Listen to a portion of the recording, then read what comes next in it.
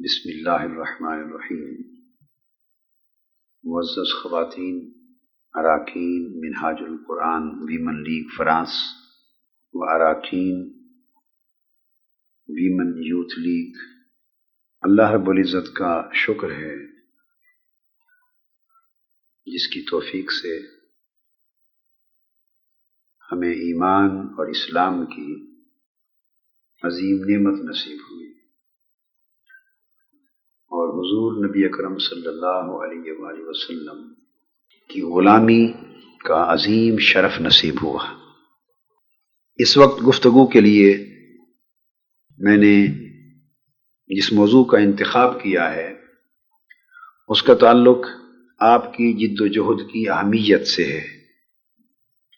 میں یہ بات عرض کرنا چاہتا ہوں کہ انبیاء علیہ السلام کی تاریخ میں اور حضور نبی اکرم صلی اللہ علیہ وآلہ وسلم کی حیات طیبہ اور سیرت مبارکہ اور اسلام کی تحریک میں خواتین کا اور عورتوں کا کیا رول رہا ہے اور کتنا بڑا کنٹریبیوشن ہے ان کا، اور اسلام کے مشن میں عورت کی جد و جہد کا مقام کیا ہے۔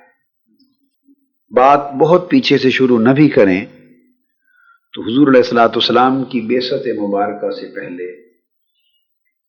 ایک واقعات جن کا ذکر قرآن مجید میں آیا ہے میں اس موضوع کی مناسبت سے کرنا ضروری سمجھوں گا۔ ایک سیدنا موسیٰ علیہ السلام کا واقعہ۔ آپ کو معلوم ہے کہ جس وقت سیدنا موسیٰ علیہ السلام پیدا ہوئے تو مصر میں فرعون کی حکومت تھی، اس کا راج تھا، اور فرعون ظلم و جبر اور کفر و طاغوت کا ایک بہت بڑا نمائندہ تھا۔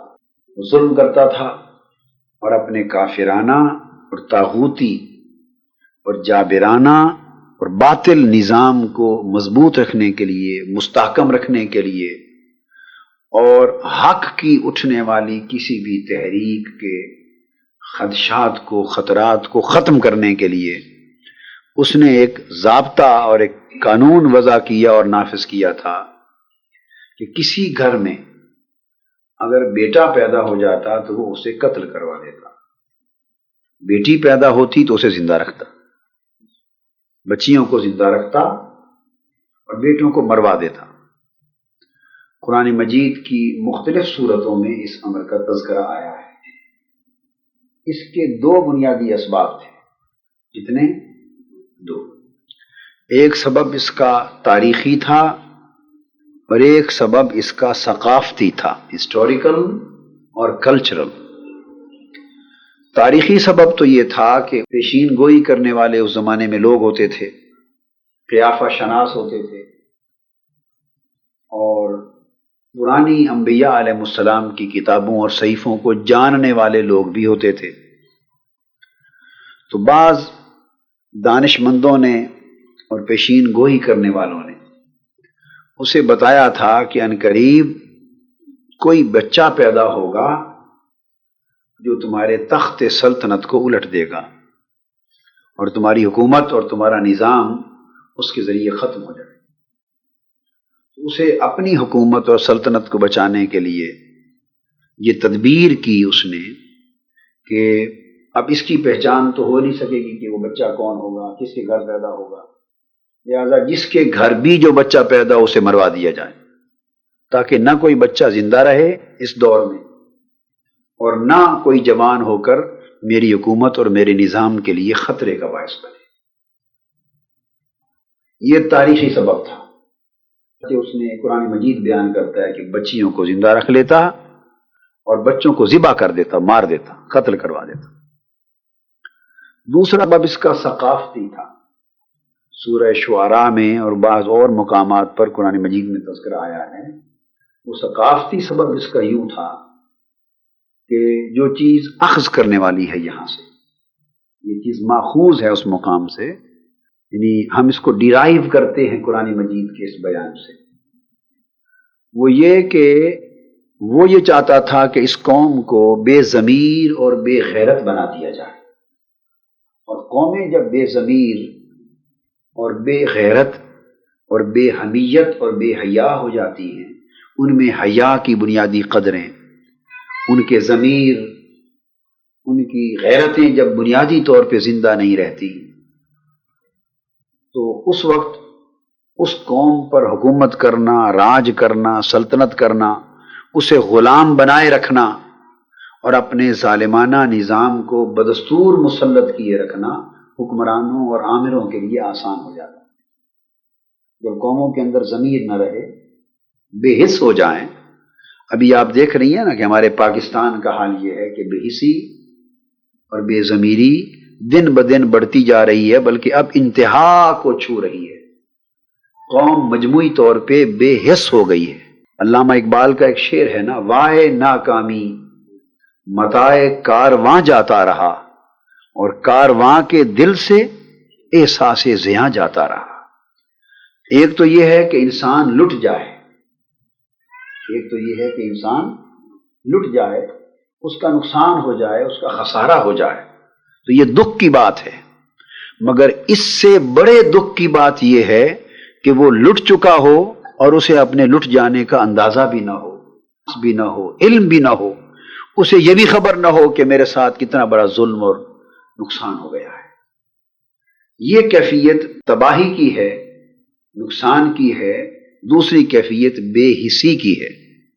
تو قومیں جب بے حس ہو جاتی ہیں، ان کا ضمیر مردہ ہو جاتا ہے، تو پھر انہیں اچھے اور برے کی پہچان نہیں رہتی، نیکی اور بدی کا فرق ان کی سمجھ میں نہیں آتا، اپنے اور پرائے کا امتیاز نہیں رہتا، صالح اور ظالم اور فاسق اس میں فرق نہیں رہتا۔ وہ اپنے دشمن کو اپنا دوست سمجھنے لگتی اور دوست کو دشمن سمجھنے لگتی، بد کو اپنے لیے نیک سمجھنے لگتی ہیں اور نیک اور صالح کو اپنے لیے بد سمجھنے لگتی ہیں۔ شعور ہی نہیں رہتا کہ وہ پرکھ کر سکیں کہ دن کیا ہے اور رات کیا ہے، روشنی کیا ہے اور اندھیرا کیا ہے۔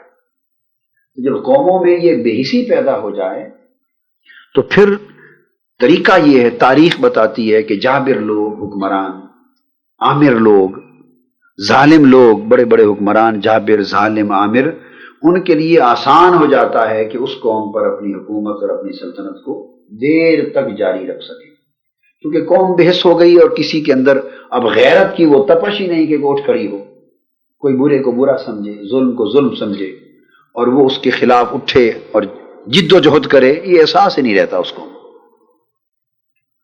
ہمارے مسلمان ملک بالعموم اور پاکستان تیزی سے اس راہ پر، ہماری بدقسمتی ہے کہ گامزن ہے، ہمارا معاشرہ اس راہ پر جا رہا ہے۔ فرعون نے یہ طریقہ وضع کیا کہ لڑکوں کو مار دیا جائے، لڑکیاں زندہ رہیں، تاکہ چند سالوں کے اندر اس مصر کے معاشرے میں لڑکیوں اور عورتوں کی تعداد بہت زیادہ ہو جائے گی، اور مرد جو پہلے عمر رسیدہ ہو کے بوڑھے ہو جائیں گے، پھر مر جائیں گے، نئے بچے پیدا نہیں ہوں گے، تو مردوں کی تعداد کم سے کم تر ہوتی چلی جائے گی، عورتوں کی تعداد بہت زیادہ ہو جائے گی، اور اس تناسب سے رفتہ رفتہ معاشرے میں بد اخلاقی اور بے حیائی اور بے ضمیری پیدا ہو جائے گی۔ اور اگر یہ چیزیں معاشرے میں بد اخلاقی کی پیدا ہو گئیں تو رفتہ رفتہ اس معاشرے میں پھر بے حسی آ جائے گی، احساس مر جائے گا، ختم ہو جائے گا۔ یہ ایک اس کی فلسفی تھی۔ اس بنیاد پر وہ ایک کلچر پیدا کرنا چاہتا تھا جس میں ضمیر نہ ہو، حس اور غیرت نہ ہو، اور درد اور تڑپ نہ ہو۔ لہٰذا اس نے ان دو اصولوں کی بنیاد پر بچے مارنے شروع کر دیے۔ اس اثنا میں سیدنا موسیٰ علیہ السلام کی ولادت اور پیدائش کا وقت آ پہنچا، آپ پیدا ہو گئے۔ اب میں یہاں سے جو بات کہنا چاہتا ہوں کہ پیغمبرانہ سیرت اور پیغمبرانہ مشن میں ایک عورت کا کردار کیا ہے، اس کی پہلی مثال یہ آپ کو دے رہا ہوں۔ یہاں تک جو گفتگو کی وہ اس کا پس منظر بیان کیا۔ موسیٰ علیہ السلام پیدا ہو گئے، اب آپ کی والدہ ماجدہ کا دل بڑا ڈرتا تھا اور آپ نے ان کی ولادت کو چھپائے رکھا، اور ہر وقت کانپتی اور پریشان ہوتی کہ کہیں باہر کسی کو پتہ نہ چل جائے، اگر پتہ چل گیا تو میرے چاند سے بیٹے کو شہید کر دیں گے، مار دیں گے۔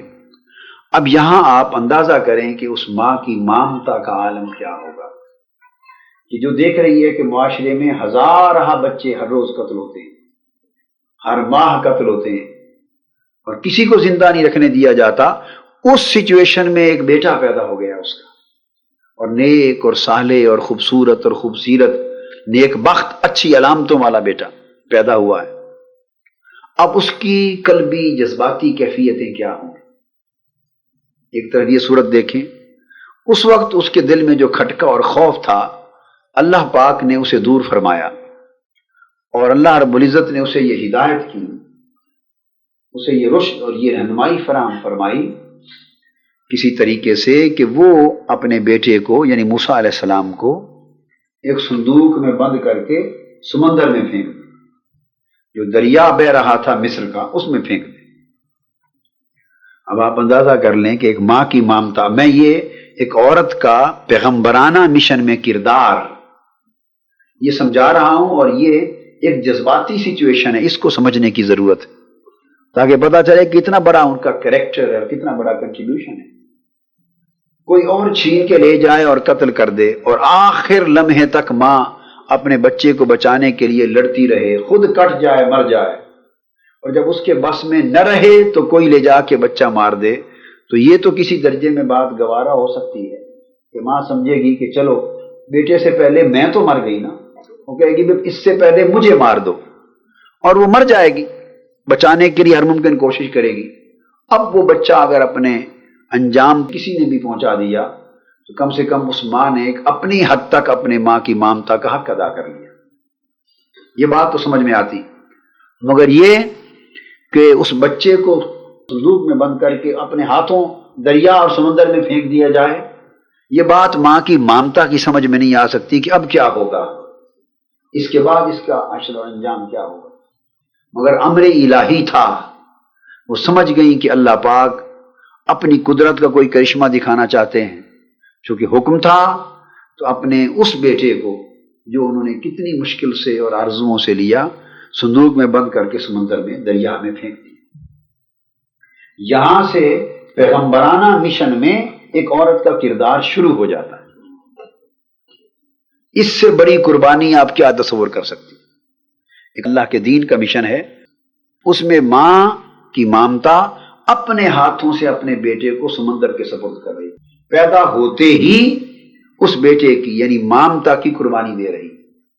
یہ عورت کے پیغمبرانہ مشن کے اندر کردار اور رول کا پہلا عنصر یا پہلا قدم ہے، اور بہت بڑا غیر معمولی قدم ہے۔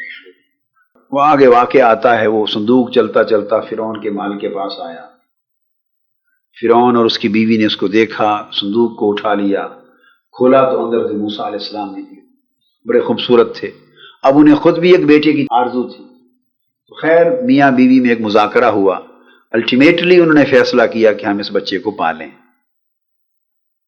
جب پالنے کا فیصلہ کیا، ابھی تو وہ بچہ تھا، کسی کو کیا خبر کہ یہ بچہ کیا بننے والا ہے۔ اب وہ کسی کا دودھ نہیں پیتے، جس کو بھی بلا کے لائیں وہ کسی کا دودھ نہ پئیں۔ اب ان کو پریشانی بن گئی کہ محبت بھی ہو گئی، بچے کے لیے چاہت بھی بڑھ گئی، اور وہ بچہ دودھ بھی نہ پیے کسی کا، تو اب پلے گا کیسے؟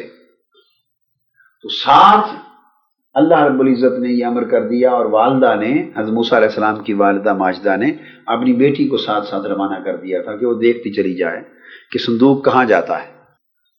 اس نے جا کے جب ساری صورتحال دیکھی، اس نے پھر جا کے کہا کہ اگر آپ اجازت دیں تو میں ایک دودھ پلانے والی کو لے آتی ہوں، امید ہے بچہ اس کا دودھ پی لے گا، وہ پلا لے گی۔ تو اس بہانے وہ جس ماں نے پیغمبرانہ مشن کی خاطر اور امر الہی کی خاطر، اللہ کے مشن کی خاطر اپنے بیٹے کی قربانی دی تھی، اللہ پاک نے اس قربانی کو یوں قبول کیا کہ بیٹا پلٹا کے انہی کی گود میں ڈال دیا، یعنی قربانی کا فوری اجر مل گیا، قربانی کا فوری اجر مل گیا۔ جس بیٹے کو قربان کیا تھا اللہ نے وہ بیٹا ان کی گود میں رکھ دیا۔ یہ اسی طرح ہے جیسے سیدنا ابراہیم علیہ السلام نے اللہ کے امر پر، سیدنا اسماعیل علیہ السلام نوجوان بیٹے تھے، بڑھاپے کی عمر میں ملے تھے، ان کو قربان کیا تھا، ذبح کیا تھا مینا کے میدان میں، اور اللہ پاک نے ان کی قربانی کو یوں قبول کیا کہ بیٹا سلامت رکھ کے آپ کی گود میں دے دیے اور قربانی قبول فرما لی۔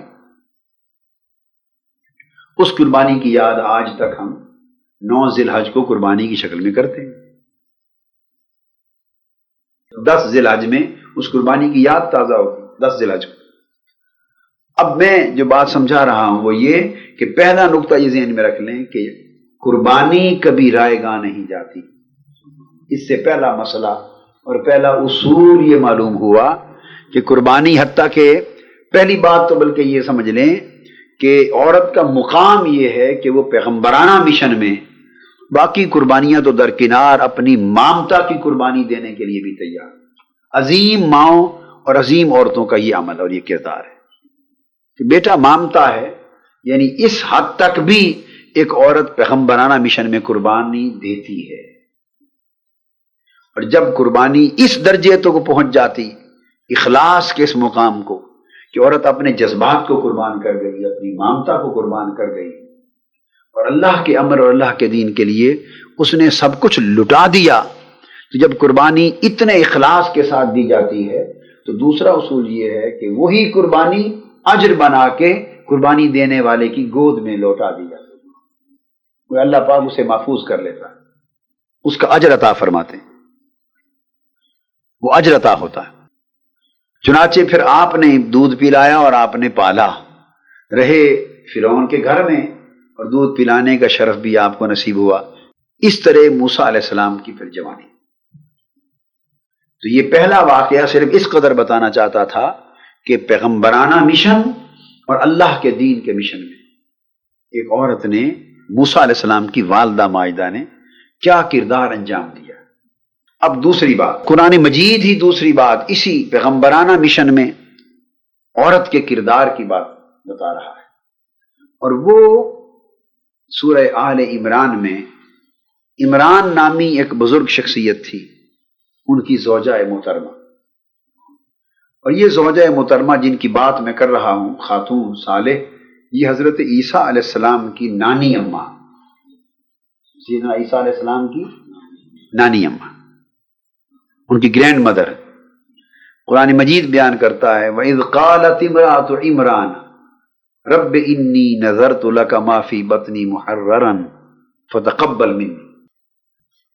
قرآن مجید بیان کرتا ہے کہ جب عمران کی زوجہ نے، حضرت عمران ایک بزرگ تھے، ان کی بیوی، ان کی زوجہ نے اللہ رب العزت کے حضور دعا کی۔ اب یہ پیغمبرانہ مشن میں عورت کے کردار کا دوسرا قرآنی واقعہ یا دوسرا قرآنی حوالہ آ رہا ہے۔ ان کا بچہ ہونے والا تھا، یعنی حضرت عمران کے گھر بچہ ہونے والا تھا، تو ان کی زوجہ نے جب دیکھا کہ میرا بچہ ہونے والا ہے، امید سے ہیں، تو انہوں نے اللہ رب العزت کے حضور دعا کی اور ایک منت مانی۔ ان کو امید تھی یا خیال تھا یا خواہش بھی تھی اور خیال بھی یہ تھا کہ شاید بیٹا پیدا ہوگا۔ اس خیال سے انہوں نے منت مانی، اور منت ماننے میں یہ عنصر بھی کار فرما ہو سکتا ہے کہ میں منت مانتی ہوں تو میری اس منت کے صدقے سے اور برکت سے اللہ پاک مجھے بیٹا عطا کرے گا، خواہش ہوگی بیٹے کی۔ دعا کی کہ عرض کیا باری تعالیٰ رب انی نذرت لک ما فی بطنی محررا فتقبل منی، اے اللہ میرے پیٹ میں جو کچھ ہے میں اسے تیری نذر کرتی ہوں، تیری نذر کرتی ہوں، تیری بارگاہ میں وقف کرتی ہوں اور تیرے دین کے اور تیرے لیے تیرے سپرد کرتی ہوں۔ اب تو قبول فرما لے، اور محررا میں اپنے حقوق ماں کے طور پہ یا والدین کے طور پہ جو ہوں گے، اپنے حقوق ہم اس سے اٹھاتے ہیں اور ان کو معاف کرتے ہیں، تاکہ کاملاً یعنی کمپلیٹلی وہ بچہ تیرے اور تیرے دین کے لیے وقف ہو جائے اور تیری نظر ہو جائے، اور تو ہماری اس نظر کو، اس ارادے کو اپنی بارگاہ میں قبول فرما لے۔ اب یہاں سے جو دوسری بات سمجھانا چاہتا ہوں وہ یہ کہ صالح عورتیں جن کا تذکرہ قرآن مجید میں آیا ہے، ان کے کردار سے یہ عمل بھی قرآن مجید ہمیں بتاتا ہے کہ وہ پیدائش سے پہلے بھی اپنی اولاد اور اپنے بچوں کو اللہ کے حضور، اللہ کے دین کے لیے وقف کر دینے کے عزم کر لیتی تھی، اور اپنی اولادوں کو، بیٹوں بیٹیوں کو، اولادوں کو اللہ کے سپرد کر دینا، اللہ کے دین کی نذر کر دینا، اللہ اور اس کے کام کے لیے وقف کر دینا، یہ نیک، صالح اور برگزیدہ عورتوں کا عمل اور ان کا کردار رہا ہے۔ آج اس عمل کو پھر تازہ اور زندہ کرنے کی ضرورت ہے۔ ہم بھی پلان بناتے ہیں کہ ہمارا بچہ ہوگا تو ہم اسے یہ بنائیں گے، یہ پڑھائیں گے، یہ کریں گے، پلان بناتے ہیں، مگر ہم میں سے کم لوگ وہ ہیں اور کم مائیں وہ ہیں، اور وہ بڑی خوش نصیب مائیں ہیں کہ جو بچوں کے لیے پیدائش سے بھی پہلے یا پیدائش کے بعد یہ پلان بنائیں کہ مولا تو مجھے بچہ دے یا بچی دے، جو بھی عطا کرے میں اسے تیرے دین کے لیے وقف کر کے تیرے دین کا سپاہی یا تیرے دین کی سپاہی بناؤں گی۔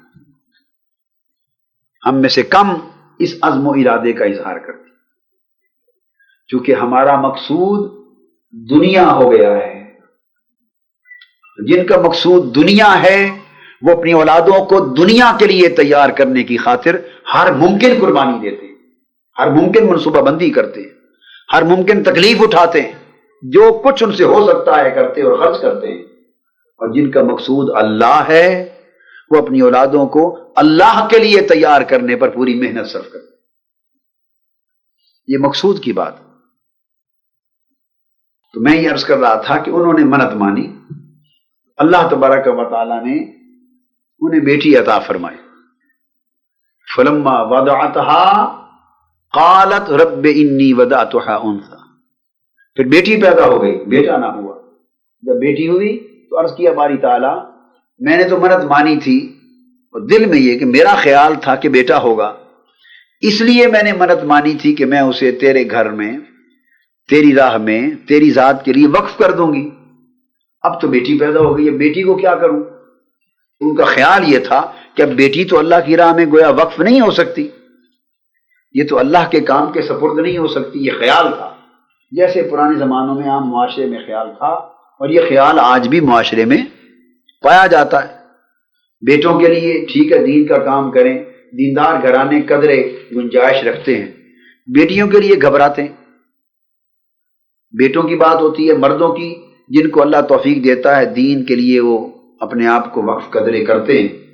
عورتوں، بیویوں، بہنوں، بیٹیوں کی بات آ جائے وہ کہتے ہیں نہیں ان کی نہیں ضرورت۔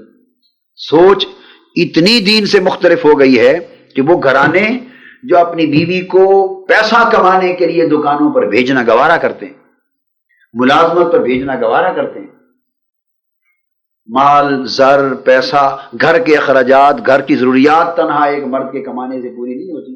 ویسٹرن لائف میں، یہاں کی سوسائٹی میں آپ کو حالات معلوم ہیں، ایک آدمی تنہا کمائے اور سارے گھر والے بیٹھ کے کھائیں تو گزارا نہیں ہو سکتا۔ تو وہ بیوی کو، بیٹیوں کو کام پر بھیجتے ہیں تاکہ ہمارے سورسز اور ارننگز بڑھیں۔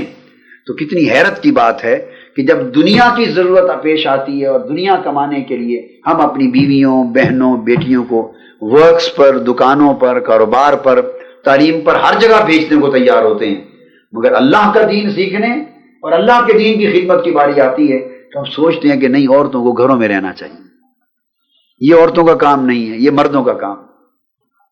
گویا دنیا کمانا ہو تو عورت کے لیے باہر جانے میں حرج نہیں، دین کمانا ہو تو حرج نظر آتا ہے۔ یہ سوچ کتنی پست اور کتنی پسماندہ سوچ ہو گئی ہے۔ یہ میرا پیغام تمام وابستگان اور مسلمانوں کے گھروں تک پہنچائیں کہ ہم دنیا کمانے کے لیے، اپنے مالی وسائل کو بڑھانے کے لیے کوئی عذر نہیں محسوس کر رہے، اور ویسٹرن سوسائٹی ہے یہاں ضرورت ہے۔ تو جب ہم اس بات کو قبول کیے ہوئے ہیں تو کیا وجہ ہے خالی دین، چونکہ اللہ کا دین ہے وہاں سے پیسے نہیں ملنے، اس لیے وہاں یہ مسئلہ یاد آ جاتا ہے کہ عورت گھر سے باہر نہ جائے، چونکہ اللہ کے رسول کا کام ہے، آقا کی امت کا کام ہے، یہاں ہمیں تفریق نظر آتی ہے۔ کاش ہم اللہ کے دین کو بھی اس دنیا سے اونچا نہیں تو دنیا کے برابر ہی سمجھ لیتے۔ کاش ہم اللہ کے کام کو اگر اپنے کام سے اونچا نہیں تو اپنے کام جیسا، اپنی ضرورت جیسا ہی سمجھ لیتے۔ اگر ہمارے دلوں میں، ہماری روحوں میں اللہ کے دین کی جگہ ہوتی، حضور علیہ الصلوۃ والسلام کی امت کی محبت کی جگہ ہوتی، اور ہماری نگاہ غاروں میں آقا علیہ السلام کی مقدس آنکھوں سے، چشمان مقدس سے گرنے والے ان آنسوؤں پر ہماری نگاہیں ہوتی جو اپنے لیے نہیں اس امت کے لیے گراتے تھے، اور ساری ساری رات کھڑے ہوتے تھے، اپنے قدمین شریفین کو متورم کر لیتے تھے، سوج جاتے تھے، اپنی امت کے لیے رو رو کے دعائیں مانگتے تھے، تڑپتے تھے، اس امت کے لیے پتھر کھاتے تھے، اس امت کے لیے وطن چھوڑتے تھے، اس امت کے لیے آقا دن رات بے آرام رہتے تھے اور بے چین رہتے تھے اور زندگی کی ساری راحتیں آسائشیں قربان کرتے تھے۔ کاش اس امت کی نگاہ بھی اپنی آقا کی ان قربانیوں پر ہو جائے، آقا کے ان آنسوؤں پر ہو جائے، آقا کی اس محبت پر ہو جائے جو آقا کی امت سے تھی، تو پھر ہم ساری محبتیں حضور کے لیے قربان کر دیں، ہم ساری راحتیں آقا کے دین کے لیے قربان کر دیں۔ حضور علیہ السلام کی محبت کا تو یہ عالم ہے کہ جب آپ کا وصال ہو گیا، جب آپ کا وصال مبارک ہو گیا اور آپ کو قبر انور میں اتارا گیا، نیچے قبر انور میں، تو جب قبر انور میں اتار چکے تو بعض صحابہ نے دیکھا اس وقت بھی حضور علیہ السلام کے لب مبارک ہل رہے تھے، لب مبارک میں جنبش تھی، تو کان لگا کر سنا کہ حضور کا وصال ہو گیا مگر لب ہل رہے ہیں، سنے کیا فرماتے ہیں، تو کان لگائے تو قبر میں اترتے ہوئے بھی عرض کر رہے تھے رب امتی، مولا میری امت کی خیر ہو، میری امت کی خیر ہو۔ یہ درد تھا امت کا۔ اور جب حضور علیہ السلام کو معراج کی رات اللہ پاک نے اوپر بلایا اور مکاں اور لا مکاں کی ساری چیزیں نیچے رہ گئیں اور کعبہ قوسین او ادنا کے مقام پر اس وقت صرف ایک اللہ تھا اور ایک اللہ کا حبیب مصطفیٰ تھا اور کوئی درمیان میں نہ تھا، جس کی محبت میں حضور نے سفر طے کیا، تو اس وقت جب اور کوئی درمیان میں نہ تھا، آپ اندازہ کر سکتے ہیں کہ ایسے مقام پر کوئی اور چیز بھی بھلا کسی کو یاد آ سکتی؟ ایسے مقام پر کسی کو اور کچھ یاد نہیں رہتا۔ تو جب وہ مقام قرب تھا کعبہ قوسین او ادنا پا، تو اللہ پاک نے فرمایا میرے محبوب السلام علیک، آپ پر سلامتی ہو۔ تو حضور علیہ السلام نے جب اللہ کی بارگاہ سے سلامتی کا تحفہ ملا تو عرض کیا مولا تیرا شکر ہے، مجھ پر سلامتی ہو پر اکیلے نہیں، ساتھ میری امت پر بھی سلامتی دے۔ تو اللہ کی اس قربت خاص کی بارگاہ میں بھی پہنچ کر حضور علیہ السلام امت کو نہیں بھولے، اور قبر انور میں اتر کر بھی آقا علیہ السلام امت کو نہیں بھولے۔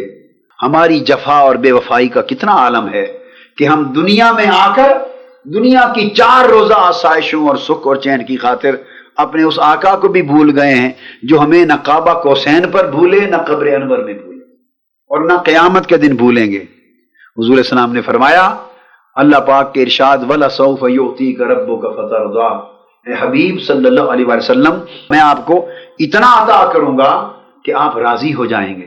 حضور علیہ السلام نے فرمایا کہ میں اس وقت تک کھڑا رہوں گا اور راضی نہیں ہوں گا جب تک اللہ میری ساری امت کو بخش نہ دے۔ تو حضور علیہ السلام کی محبتوں کا اندازہ کریں کہ امت کے لیے محبت کا عالم کیا ہے۔ اور یہ جو پتھر کھائے اور دندان مبارک شہید کرائے اور رخسار مبارک زخمی ہوئے اور اتنی تکلیفیں اٹھائیں، یہ کس کے لیے؟ یہ امت ہی کے لیے اٹھائیں تھی۔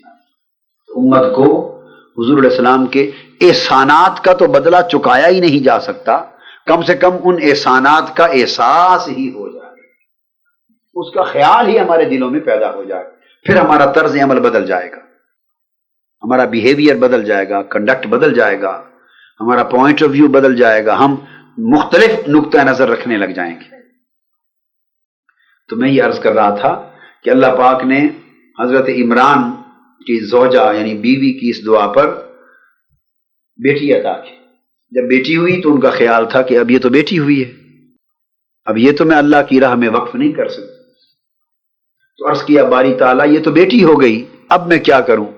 اس پر اللہ رب العزت نے جواب دیا واللہ اعلم بما وضعت ولیس الذکر کالانثی۔ اللہ پاک نے فرمایا اللہ بھی جانتا ہے اور بہتر جانتا ہے کہ کیا پیدا ہوا، دینے والا ہی وہ ہے، مگر لیس الذکر کالانثی، اے عمران کی زوجہ جس بیٹے کی آپ طالب تھی، اگر وہ بیٹا بھی پیدا ہو جاتا تو اس بیٹی جیسا نہ ہوتا۔ یہ بیٹی میں نے بڑے اونچے درجے کی دی ہے، اسے نام بیٹی نہ سمجھ اور یہ نہ جان کہ اب یہ اللہ کی راہ میں وقف نہیں ہوگی، بلکہ اگر وہ بیٹا بھی ہو جاتا تو یہ بیٹی اس بیٹے سے کہیں اونچی۔ سو اس بیٹی کو بھی اللہ کی راہ میں حسب منت اور حسب وعدہ وقف کر دے۔ تو یہاں سے ایک اور اصول جو وضع ہو گیا وہ یہ کہ جیسے بیٹوں کو اور مردوں کو اللہ کے دین کے لیے کام کرنا چاہیے اور خود کو اللہ کی راہ میں وقف کرنا چاہیے، جہاں تک بھی ہو سکے۔ کوئی پوری زندگی کے لیے وقف ہو جاتا ہے، کوئی سالوں کے لیے وقف ہوتا ہے، کوئی پوری زندگی کے لیے ذہنی طور پہ یوں وقف ہوتا ہے کہ دنیا تو نہیں چھوڑتا، اور دنیا چھوڑنی بھی نہیں چاہیے، دنیا کی ذمہ داریوں کو نبھانا بھی فرائض میں سے ہے، مگر ہر روز تھوڑا سا وقت اللہ کے لیے وقف کر دیا جاتا ہے۔ جہاں 8 10 12 12 14 14 گھنٹے دنیا کے لیے وقف ہوتے ہیں، وہاں گھنٹہ 2 گھنٹے روزانہ اللہ کے دین کے لیے وقف کر دیے۔ اگر روزانہ 2 گھنٹے 1 گھنٹہ 2 گھنٹے حسب ضرورت اللہ کے دین کے لیے وقف ہوں، تو دنیا کے لیے 12 گھنٹے بھی وقف ہوں تو یہ گھنٹہ 2 گھنٹے بھی اس کا کفارہ کر دے گا، اور اللہ پاک اس سے دین کا بہت بڑا کام آگے بڑھا دے گا۔ اور آپ نے الحمدللہ یہ آپ وقف ہوئی تھی، جتنا جتنا وقت بھی آپ نے وقف کیا اور اپنے وسائل وقف کیے، اپنا پیسہ لگایا، اپنی اولادوں کو اس راہ پر لگایا، اپنے وقت صرف کیے، اور خاندان فیملیز بالکل متحد ہو کر اس کام کو لے کے بنی، یہ اس وقت کی برکت تھی کہ پیرس کی سرزمین پر پاکستانیوں کے پاس کوئی مرکز کوئی مسجد نہ تھا، اللہ پاک نے یہ سہرا منہاج القرآن کے سر کو عطا فرمایا۔ یہ آپ کے لیے آج مبارکبادی کی بات، یہ اسی وقف ہونے اور وقف کرنے کی برکت اللہ قبول کر لیتا ہے۔ تو قرآن مجید میں ہے کہ جب بیٹی ہو گئی تو پھر اللہ پاک نے اس بیٹی کو بھی قبول کر لیا اپنی راہ میں، اللہ پاک نے اس بیٹی کو بھی اپنی راہ میں قبول کر لی، اور صرف قبول ہی نہیں کیا بلکہ فرمایا بقبول حسن، اسے اچھی قبولیت عطا فرمائی، بیٹی کو اعلیٰ شرف قبول عطا فرمایا۔ اس کا مطلب یہ بھی معلوم ہو گیا کہ اگر کوئی ماں اور کوئی والدین اپنی بیٹی کو اللہ کے دین کے لیے تیار کریں اور اللہ کے دین کے لیے پریپیئر کریں، تو اللہ پاک ان کے اخلاص کو بیٹی کے لیے بھی نہ صرف قبول کرتا ہے بلکہ قبول حسن کا اونچا درجہ عطا فرماتا، قبول حسن کا درجہ عطا فرماتا۔ اور قبول حسن اچھی قبولیت کہ اللہ نے بڑے اعلیٰ درجے کی قبولیت عطا فرمائی، یہ ہر ایک کو نہیں نصیب ہوتی۔ وَأَنبَتَهَا نَبَاتًا حَسَنًا، پھر اللہ پاک نے اس کی اچھی پرورش فرمائی، کیونکہ اسے ایک عظیم مقصد کے لیے تیار کرنا تھا، اس کی پرورش کا اہتمام کیا، اس کی نیک تربیت کا اہتمام کیا۔ وَكَفَّلَهَا زَكَرِيَّا، تو پھر حضرت زکریا علیہ السلام کی ڈیوٹی لگائی گئی کہ وہ حضرت مریم کی تربیت کریں، اور اس بیٹی کا نام مریم رکھ دیا گیا، پاکیزہ بیٹی تھی جن کی پرورش ہوئی، اللہ نے جنہیں اپنی راہ میں اور اپنی عبادت اور اپنی گھر کی خدمت کے لیے قبول فرمایا۔ حضرت زکریا علیہ السلام کی ذمہ داری لگی کہ وہ ان کی پرورش کریں، اور پھر ان کی تربیت اور پرورش ہونے لگی، یہ اللہ کی عبادت میں مصروف ہو گئیں اور اللہ کے گھر کی خدمت میں لگ گئیں۔ تو نتیجہ کیا ہوا، یہ کمرے میں حجرے میں رہتی تھی، اس حجرے میں رہتی تھی، کبھی کبھی حضرت زکریا علیہ السلام دروازہ بند کر کے لاک کر کے باہر سے چلے جاتے، جب واپس آتے تو قرآن مجید بتاتا ہے کہ بغیر موسم کے پھل اور بغیر دروازہ کھلے، دروازہ بھی بند ہے اور موسم بھی نہیں ہے، تو بند کمرے میں بے موسم پھل اللہ پاک انہیں پہنچاتا۔ کلما دخل علیہ زکریا المحراب وجد عندها رزقا قال یا مریم انا لک ھذا قالت هو من عند اللہ ان اللہ یرزق من یشاء بغیر حساب۔ دروازہ کھولا، اندر آئے تو بے موسم پھل، باہر تالا ہے، دروازہ بند ہے، نہ موسم ہے، پھل پڑے ہیں۔ پوچھتے ہیں مریم یہ پھل کیسے آ گئے تمہارے پاس؟ اب آپ اندازہ کر لیں، ایک ایک اصول میں ترتیب سے دیتا جا رہا ہوں کہ اگر کوئی بیٹی اللہ کی راہ میں وقف ہوتی ہے تو اللہ پاک اسے بے موسم پھل عطا فرماتا، اس پر رحمتیں ہوتی ہیں، بارشیں ہوتی ہیں، اس لیے کہ بیٹوں کا دین کے لیے وقف ہونا آسان ہے اور بیٹیوں کا وقف ہونا مشکل ہے۔ تو جو ماں باپ ایک مشکل قدم اللہ کی رضا کے لیے اٹھاتے ہیں، اللہ اسی حساب سے اپنی رحمتیں اور اپنی برکتیں اور قبولیتیں بھی زیادہ عطا فرماتا۔ تو پوچھا یہ پھل کہاں سے آ گئے آپ کے پاس؟ انہوں نے عرض کیا اے سیدنا زکریا علیہ السلام یہ اللہ نے بھیجے، اور آگے فرمایا ان اللہ یرزق من یشاء بغیر حساب، اللہ کی رحمتوں کے لیے مرد اور عورت کا کوئی فرق نہیں ہوتا، اللہ کی عنایتوں کے لیے مرد اور عورت کا فرق نہیں ہوتا۔ اللہ جب اپنی قبولیت، اپنی رحمت، اپنی برکت، اپنی نعمت اور اپنی عطا جب اللہ پاک دینا چاہتا ہے اور کسی کی جھولی بھرنا چاہتا ہے تو وہ نہ مرد دیکھتا ہے نہ عورت دیکھتا ہے، وہ تو اخلاص دیکھتا ہے۔ اللہ پاک نہ ظاہری عمل دیکھتا ہے نہ صورتیں اور شکلیں دیکھتا ہے، وہ جب کرم کرنے پر آتا ہے تو وہ تو دلوں کے حال دیکھتا ہے اور نیتوں کی کیفیتیں دیکھتا ہے، دل کیسے ہیں، نیتیں کیسی۔ تو عرض کیا کہ اللہ پاک جس پر اپنا رزق اور اپنی رحمت فرمانا چاہے فرماتا ہے۔ جب اتنی بڑی قربانی دی ایک ماں نے اپنی بیٹی کے لیے اور اپنی پاکیزہ پیاری پیاری بیٹی کو اللہ کے لیے وقف کر دیا، اللہ کی عبادت اور اللہ کے گھر کی خدمت کے لیے وقف کر دیا اور اس کی اچھی اور نیک دینی روحانی تربیت کا اہتمام کیا، نیک پرورش کا اہتمام کیا، یہ سب پیغمبرانہ مشن میں ماں کے کردار کے تقاضے آ رہے ہیں کہ بیٹیوں کو وقف بھی کریں، بیٹوں کو اولادوں کو وقف بھی کریں، اس کی نیک تربیت کا بھی اہتمام کریں، اچھی پرورش کا بھی اہتمام کریں، بیٹی کی نشو و نما اور بیٹوں کی نشو و نما بھی اچھے طریق پر ہو، پھر اللہ کی رحمتیں اس کی بارشیں ہوں، اور پھر ایسا درجہ بھی نصیب ہوتا ہے کہ جب حضرت مریم وہ بیٹی جب ان کے پاس اللہ کے برگزیدہ پیغمبر نے بے موسم پھل اور اللہ کی نعمتیں دیکھی، انہیں بھی ایک بیٹے کی طلب تھی، انہیں بھی بیٹے کی طلب تھی، وہ چاہتے تھے کہ میرا بیٹا ہو تاکہ میری نبوت کی جو نعمت ہے اور اس کا وارث بنے، اور خدا تعالیٰ کی نبوت اور اس کی رسالت اور پیغمبری کا جو کام ہے یہ آگے چلے۔ اور 90 سال سے اوپر عمر ہو چکی تھی، عمر رسیدہ ہو گئے تھے، اور بیٹا ابھی اللہ نے نہیں دیا تھا۔ تو اندازہ کرے جب ایک عورت پر اللہ کی بے موسم پھل اور نعمتیں اور رحمتوں کو بارش کی طرح اترتے دیکھا تو قرآن مجید کہتا ہے ہنالک دعا زکریا ربہ، تو جہاں حضرت مریم پر اللہ کی رحمتیں اتر رہی تھی اسی حجرے میں کھڑے ہو گئے اور اللہ سے دعا کی، فرمایا مولا اگر تو نے اس عورت اور نیک صالح خاتون اور بیٹی پر بے موسم پھل اسے عطا کر دیے ہیں تو میں اسی جگہ پر کھڑے ہو کے تجھ سے میں بھی بے موسم پھل مانگتا ہوں۔ ٹھیک ہے میری عمر کا موسم نہیں رہا کہ اولاد ہو، میری عمر کا موسم نہیں رہا کہ اولاد ہو، مگر تو اسے بھی تو بے موسم پھل دے رہا ہے تو مجھے بھی بے موسم صحیح مگر بیٹے کا پھل عطا کر جو میرا وارث بن جائے۔ تو اللہ پاک نے پھر حضرت یحییٰ علیہ السلام انہیں عطا پیغمبر عطا ہوئے، یحییٰ علیہ السلام، اور اس حضرت مریم سے پھر آپ کو معلوم ہے بن باپ کے اللہ پاک نے بیٹا حضرت عیسیٰ علیہ السلام جیسا عطا کیا۔ تو یہ ایک پیغمبرانہ مشن جاری کرنا تھا، اور اس پیغمبرانہ مشن کے لیے اللہ پاک نے مرد کو نہیں ایک عورت کو چنا ہے۔ اب اندازہ کریں کہ حضرت مریم کو چنا ہے، باپ کو نہیں چنا۔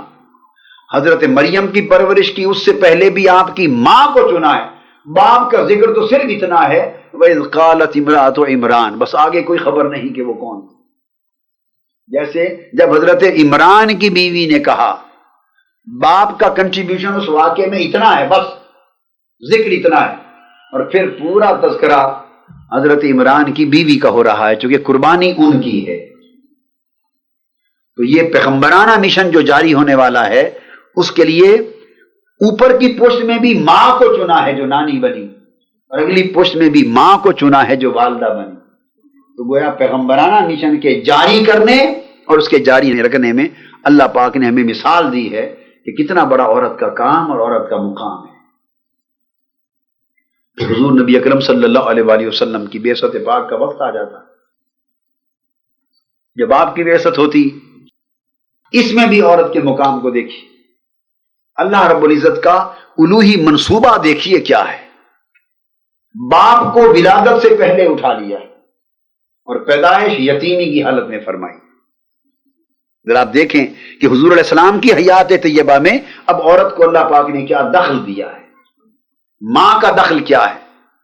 وہ 5 سال تک ہی صحیح مگر وہی اس عمر تک والد بھی تو زندہ رہ سکتے تھے، وہی 5-6 سال والد کی زیر پرورش آقا علیہ الصلوۃ والسلام پلتے، مگر نہیں، باپ کو پہلے اٹھا لیا۔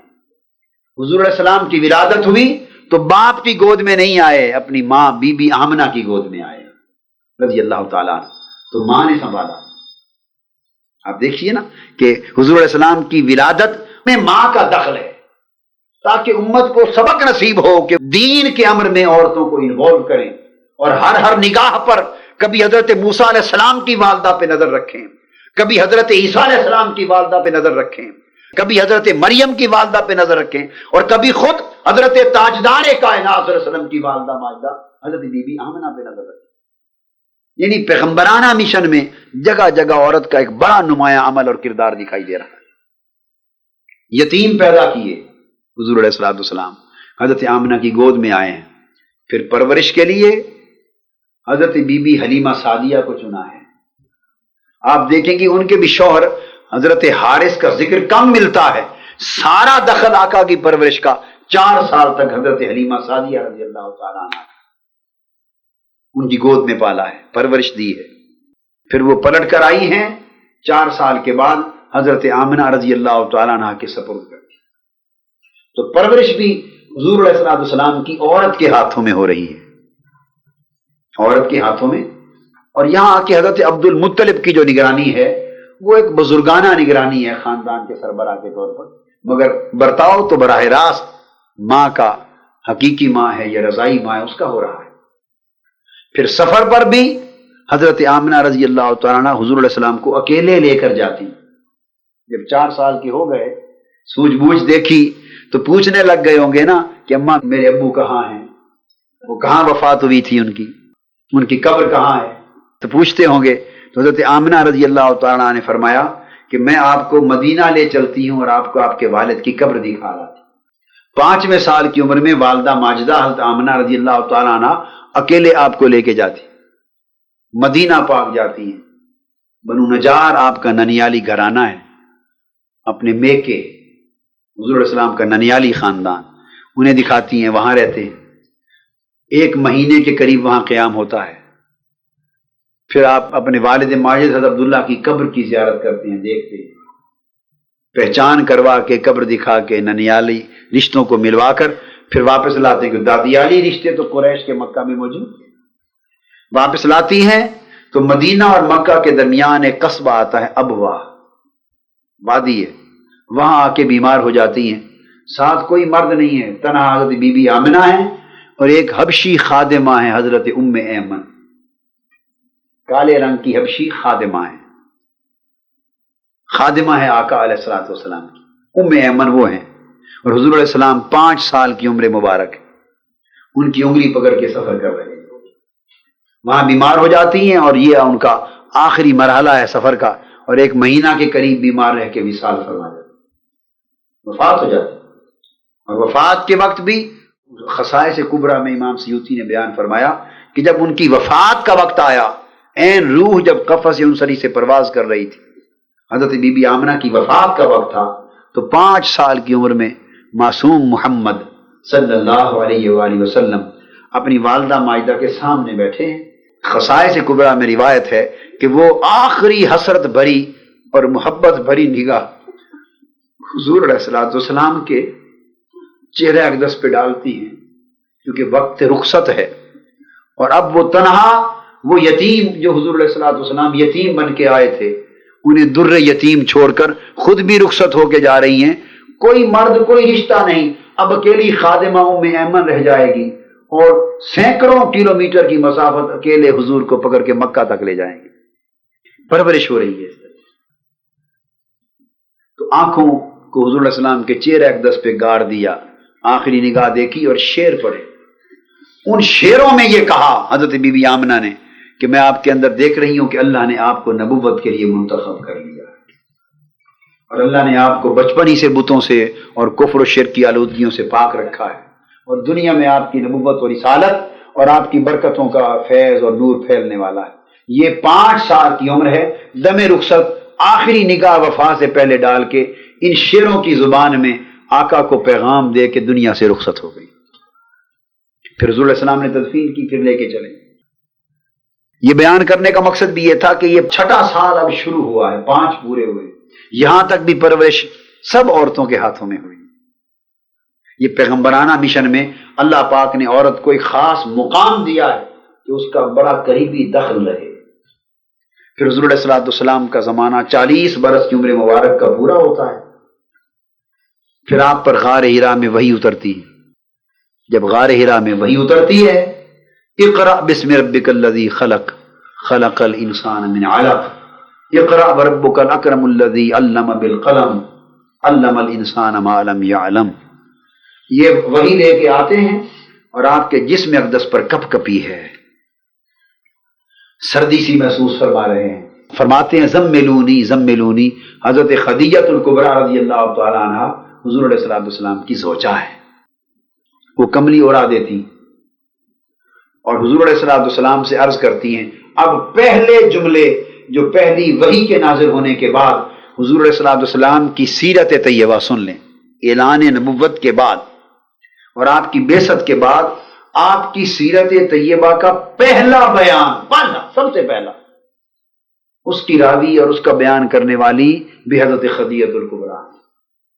تو گویا حضور علیہ السلام کی سیرت طیبہ کا بعثت کے بعد جو پہلی کمیونیکیشن ہوئی ہے آپ کی سیرت پاک کی، اس میں بھی حضرت خدیجہ الکبریٰ اس مقدس اور بابرکت اور عظیم خاتون کو اللہ نے منتخب کیا.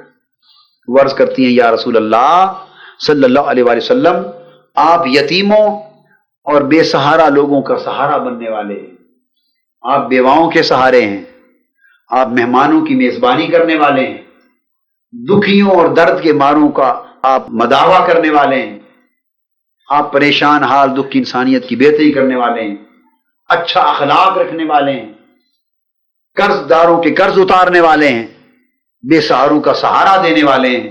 یہ حضور علیہ السلام کی سیرت طیبہ کا بیان کر رہی ہے حضرت خدیجہ الکبریٰ رضی اللہ تعالیٰ عنہ، اور عرض کرتی ہیں آقا آپ کا اتنا کردار، اتنی بلند سیرت ہے، اللہ پاک آپ کو کبھی رسوا نہیں کرے گا، آپ کو عزت دے گا، آپ کو عظمت دے گا اور آپ کو کامیابی عطا فرمائے گا. پھر ورقہ بن نوفل کے پاس لے جانا وہ بھی حضرت خدیجہ الکبریٰ کا عمل ہے. واپس آنا اور جب حضور علیہ السلام کا اعلان نبوت ہو جاتا ہے اور انہیں سمجھ آ جاتی ہے بات کہ یہ تو اعلان نبوت ہوا ہے اور پہلی وحی کا نزول ہو گیا ہے اور پہلی کتابوں میں جس نبی یہ آخر الزماں کی آمد کا ذکر تھا وہ آخری نبی تشریف لے آئے، تو روئے زمین پر حضور علیہ الصلوۃ والسلام کی نبوت پر سب سے پہلے ایمان لانے والی وہ بھی اللہ پاک نے یہ شرف خاتون کو عطا کیا. سب سے پہلی مومن روئے زمین پر، سب سے پہلی مسلمان بھی خاتون بنا. اور نہ صرف یہ کہ سب سے پہلے اللہ نے آپ کو شرف اسلام عطا کیا، بلکہ پھر اسلام پر سب سے پہلے قربانی دینے والا فرد بھی وہ خاتون حضرت خدیجہ الکبریٰ. حضور علیہ الصلوۃ والسلام نے اعلان نبوت فرمایا، اسلام کی دعوت و تبلیغ کا اعلان فرمایا. اعلان فرماتے مخالفتیں شروع ہو گئیں، مزاحمتیں شروع ہو گئیں، دشمنوں نے فتنے کھڑے کر دیے، رکاوٹیں ڈالی، مشکلات پیدا کی، ایک طوفان کھڑا کر دیا. ایسے حالات میں جب ابھی حضور علیہ الصلوۃ والسلام کے ساتھ بہت سے دست و بازو نہیں بنے تھے، تو تنہا آقا کی مالی اور اخلاقی دونوں اعتبار سے خدمت کرنے والی یہ شرف بھی اللہ نے حضرت خدیجہ الکبریٰ کو عطا فرمایا. وہ عرب کی بہت بڑی تاجر تھی، عرب کے سارے تاجروں کا سرمایہ مال و دولت ایک طرف اور حضرت خدیجہ الکبریٰ رضی اللہ تعالیٰ عنہ کا مال و دولت اور سرمایہ اور تجارت ایک طرف. عرب دنیا کی بہت بڑی تاجر تھی اور حضرت خدیجہ الکبریٰ رضی اللہ تعالیٰ عنہ نے اسلام کے فروغ کے لیے، اسلامی تحریک کو پروان چڑھانے کے لیے، مخالفت اور مزاحمت بھرے اس ماحول میں اسلام کے مشن کو آگے منزل مقصود تک پہنچانے کے لیے اور آقا علیہ الصلوۃ والسلام کے راستوں میں آسانیاں پیدا کرنے کے لیے اپنا مال، دولت، تجارت، سرمایہ جو سارے عرب میں سب سے بڑھ کر تھا، سارا کچھ آقا کے قدموں پہ نچھاور کر دیا، اسلام پر قربان کر دیا، اسلامی تحریک کو پروان چڑھانے پر لگا دیا، صرف کر دیا. اور اتنی خدمات حضرت خدیجہ الکبریٰ رضی اللہ تعالی عنہ کی اوائل دور اسلام میں ہیں کہ حضور علیہ الصلوۃ والسلام مدینہ طیبہ میں عمر مبارک کے آخری دنوں تک بھی حضرت خدیجہ الکبریٰ کا اسلام پر احسان یاد فرماتے. انہیں محسنہ اسلام کہا جاتا ہے، اسلام پر احسان کرنے والی بن گئی. یہ شرف محسن اسلام حضور علیہ الصلوۃ والسلام کے سوا امت میں کسی کو نہیں کہا جاتا. احسان کرنے والی اسلام پر یہ شرف اگر دیا ہے تو اللہ نے حضرت خدیجہ الکبریٰ کو دیا. یہ سارے شرف اللہ نے عورت کو دیے اور پیغمبرانہ مشن میں عورت کو بڑا بلند مقام اور بلند کردار عطا فرمایا. اتنی قربانیاں دی حتیٰ کہ جب 47 برس عمر پاک تھی اور 3 سال کے لیے حضور علیہ السلام کو کافروں نے قید کر دیا. 3 سالوں کے لیے کفار و مشرکین مکہ نے قید کر دیا آپ کو، اور آپ کے پورے خاندان کو قید کر دیا ایک گاٹھی میں، شیب ابی طالب میں. تو حضرت خدیجہ الکبریٰ رضی اللہ تعالیٰ عنہ بھی ساتھ قید میں تھی. جب صاف ظاہر ہے ساتھ ہونا تھا پورا خاندان.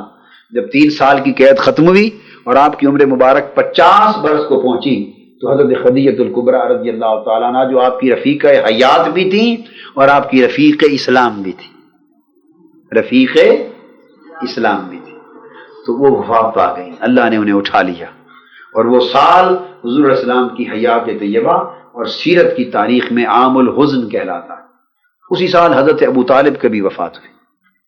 حضور علیہ السلام پر غم کا سال تھا، اور اتنا خیال ہوا کہ جب حضور علیہ السلام ہجرت فرما کے مدینہ طیبہ تشریف لے گئے اور حضرت عائشہ صدیقہ رضی اللہ تعالی عنہ کا زمانہ تھا، تو وہاں بھی حضور علیہ السلام حضرت خدیجہ الکبریٰ کو یاد فرماتے. آپ جانور ذبح کرتے، قربانی دیتے، اور خدیجہ الکبریٰ رضی اللہ تعالی عنہ کی یاد میں ان کی سہیلیوں کے گھر گوشت بھیجتے. اللہ، ان کی سہیلیوں کے گھر گوشت بھیجتے اور ان کو یاد کر بیٹھتے اور اسلام پر ان کے احسانات کا اور ان کی خدمات کا تذکرہ کرتے. حتیٰ کہ ایک روز حضرت عائشہ صدیقہ رضی اللہ تعالیٰ عنہ، جیسے عورتوں میں رشک ہوتا ہے، وہ ایک رشک ان کو بھی آ گیا، اور وہ رشک کے باعث کہنے لگی یا رسول اللہ صلی اللہ علیہ وسلم، اب تو میں آپ کی بیوی ہوں، بعد میں اور ازواج بھی تھی، تو آپ ابھی تک اس بوڑھی کو نہیں بھولے. یہ ایک پرمزاح جملہ بھی ہے اور ایک ایمان افروز پہلو بھی ہے اس میں. پوچھتی ہے یا رسول اللہ صلی اللہ علیہ وسلم، وہ ابھی تک بوڑھی خدیجہ کو، جس کو مدت ہوئی وفات پا گئے، بوڑھی خدیجہ کو ابھی تک نہیں بھولے؟ تو حضور علیہ السلام نے فرمایا عائشہ تمہیں کیا خبر، میں اسے کیسے بھول سکتا ہوں؟ جب میرا کوئی ساتھ دینے والا نہ تھا تو خدیجہ تنہا ساتھ دیتی تھی، اور اس نے اپنی ساری دولت میرے دین کے اسلام کے مشن پہ قربان کر دی. اس کے اسلام پر احسانات ہیں، خدمات ہیں، میں اس خدیجہ کو کیسے بھول سکتا ہوں؟ تو اسلام کے اندر اللہ پاک نے اتنا بڑا کردار ایک عورت کی مقدس ذات کو عطا کیا. پھر حضور علیہ السلام کی ازواج مطہرات کا دور آتا ہے باقی.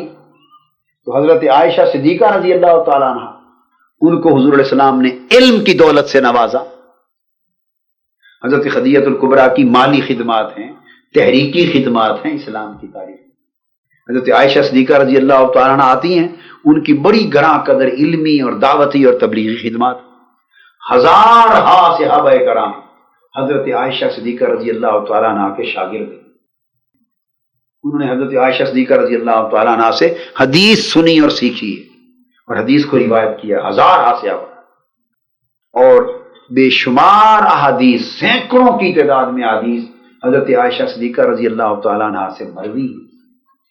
اس سے جہاں حضرت سیدہ عائشہ صدیقہ رضی اللہ تعالیٰ عنہ کے مقام کا اندازہ ہوتا ہے، وہاں اسلام کے باب میں ایک عورت اور ایک خاتون کی قدر و منزلت اور اس کی اہمیت کا اندازہ.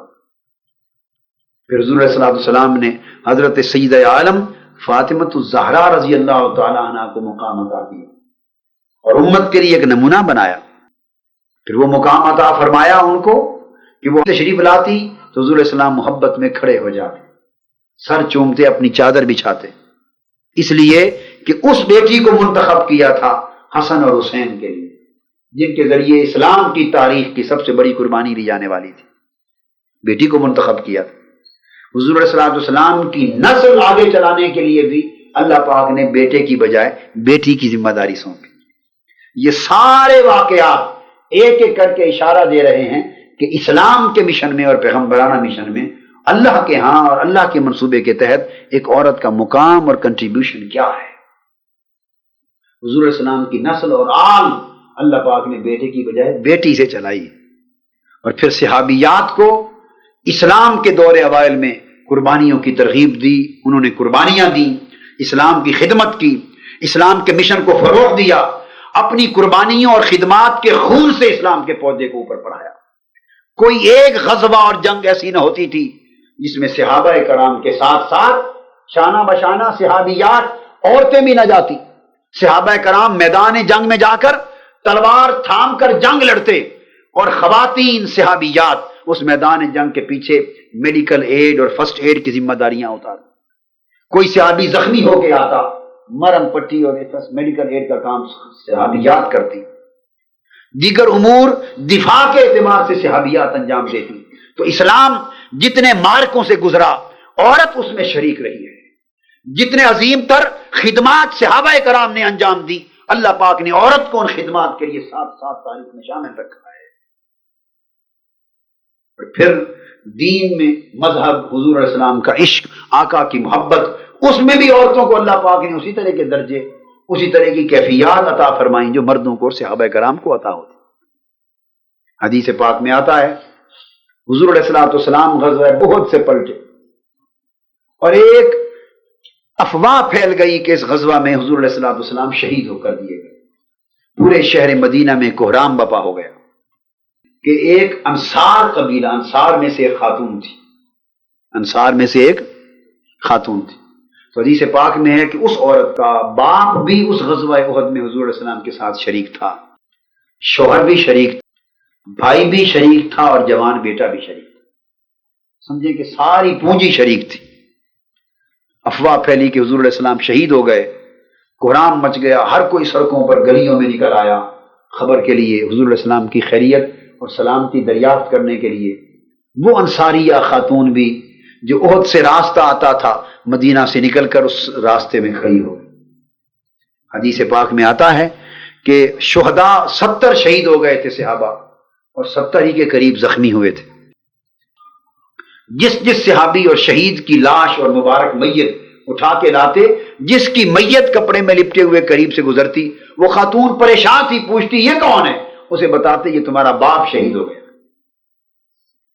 وہ پوچھتی میں نے باپ کی خبر نہیں لینی، باپ کے لیے نہیں آئی، مجھے آقا کا بتاؤ، میرے آقا کا حال کیا ہے. دوسری میت کفن میں لپٹی ہوئی آتی، پوچھتی یہ کون ہے؟ بتایا یہ تمہارا شوہر بھی شہید ہو گیا. وہ اس نے پوچھا، کہا میں نے شوہر کی خاطر بھی نہیں آئی، مجھے تو میرے اپنے آقا کا حال بتاؤ کیا ہے. تیسری میت آئی، پوچھا کون ہے؟ بتایا گیا تمہارا بھائی شہید ہو گیا، بتایا گیا تمہارا جوان بیٹا شہید ہو گیا. اس نے کہا ٹھیک ہے، سارا خاندان اللہ کی راہ میں لٹ گیا، مگر مجھے فکر نہیں، مجھے غم تو یہ ہے، بتاؤ میرے آقا کا حال کیا ہے. کسی نے بتایا حضور علیہ السلام تمہارے آگے آگے تشریف لے گئے ہیں، وہ خیریت سے ہیں. وہ دیوانہ وار دوڑی، کہنے لگی چلو مجھے اپنے آقا کی بارگاہ میں لے چلو، میرے سارے لٹ گئے، پرواہ نہیں، میں اپنی آنکھوں سے حضور کو سلامت دیکھنا چاہتی ہوں. انہیں لایا گیا، حضور علیہ السلام کی بارگاہ میں آئی.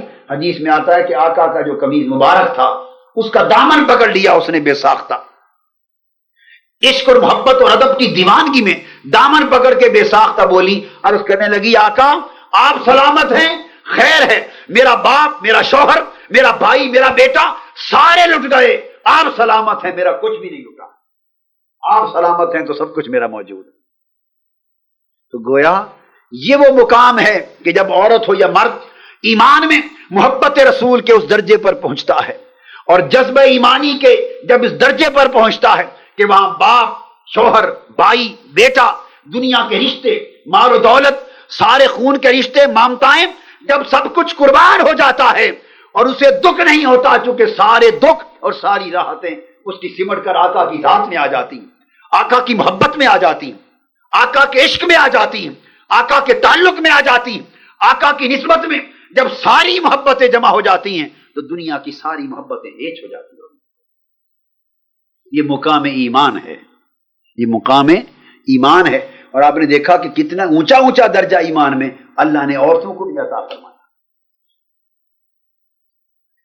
پھر اسی طرح حدیث پاک میں واقع آیا ہے کہ حضور علیہ السلام کا جب وصال ہو گیا تو حضرت عائشہ صدیقہ رضی اللہ تعالیٰ آپ فرماتی ہیں کہ ایک خاتون آئی، بڑی بے چین تھی، عرض کرنے لگی اکشفی لی قبر رسول اللہ صلی اللہ علیہ وسلم، اے حضرت بی بی عائشہ رضی اللہ تعالیٰ عنہ، میرے لیے، خدا کے لیے حضور علیہ السلام کی قبر انور ذرا کھول دو، دروازہ میں زیارت کرنا چاہتی ہوں. فرماتی فکشفت لہا فبقیت حتی ماتت، فرماتی میں نے دروازہ کھولا، اس خاتون کو لے کے اندر گئی کہ حضور علیہ السلام کی قبر انور کا دیدار کر لے. حضرت عائشہ صدیقہ رضی اللہ تعالیٰ فرماتی ہیں اس خاتون نے حضور علیہ السلام کی قبر انور دیکھی اور زار و قطار رونے لگ گئی اور روتی رہی حتیٰ کہ وہیں روتے روتے اس کی روح قفس انصری سے پرواز کر گئی، وہیں وفات پا گئی. عشق رسول کی شدت کا یہ عالم کہ قبر انور دیکھ کر روتے روتے وفات پا گئے۔ اب میں آپ کو بتاؤں ایسا واقعہ کہ قبر انور دیکھتے دیکھتے رو کے کوئی وہیں فوت ہو گیا، مردوں میں دکھائی نہیں دیتا۔ اللہ پاک نے یہ مت سمجھیں کہ ایمان کی دولت صرف مردوں کو ہی عطا کی ہے، بڑی بڑے اونچے درجے اور کیفیتیں اللہ نے عورتوں کو بھی دی ہیں۔ یہ تو اللہ کے لیے ایمان کے درجے اور اپنی محبت کے لیے، نعمت کے لیے مرد ہو یا عورت، اللہ پاک کا انتخاب ہے، جس کا دل چن لے اور جس سے خدمت لے لے۔ حضرت زید بن اسلم روایت کرتے ہیں کہ سیدنا عمر فاروق رضی اللہ تعالی عنہ، ابن عساکر نے اور طبرانی نے روایت کیا اور دیگر کتابوں میں آیا ہے، امام قسطلانی نے بھی اور شفا قاضی ایاز نے فرماتے ہیں کہ سیدنا عمر فاروق رضی اللہ تعالیٰ عنہ ایک رات مدینہ پاک شہر کی گلیوں میں نکلے تاکہ خبر گیری کریں، لوگوں کے حالات پوچھیں، کسی کا حال کیا ہے، کوئی دکھ تو نہیں، پریشان تو نہیں، دکھی تو نہیں، مسائل دریافت کریں۔ تو چکر لگاتے رہتے، رات کا اندھیرا تھا، آپ ایک گھر کے دروازے پر آئے، قریب سے سنا تو اندر سے ایک آواز آ رہی تھی۔ آپ رک گئے، سمجھا شاید کوئی پریشان ہے۔ جب آپ رک گئے اور سنا تو ایک بوڑھی عورت پچھلی رات، آدھی رات بیت چکی تھی، چرخہ کاٹ رہی تھی اور رو رو کر عشق رسول اور ہجر رسول میں کچھ اشعار گنگنا رہی تھی، کچھ شعر پڑھ رہی تھی رو رو کر۔ سیدنا فاروق اعظم رضی اللہ تعالیٰ عنہ کے قدم رک گئے، آپ نے وہ شعر سنے اور پھر آپ سے قدم آگے نہ اٹھائے جا سکے۔ آپ نے دروازہ کھٹکھٹایا، اندر سے آواز آئی، کون؟ آپ نے فرمایا عمر ہوں۔ اس نے پوچھا آدھی رات بیت گئی، اس وقت حضرت عمر کو الحمدللہ ہم سے کیا کام ہے؟ آپ نے فرمایا بی بی دروازہ کھول، میں اندر آنا چاہتا ہوں۔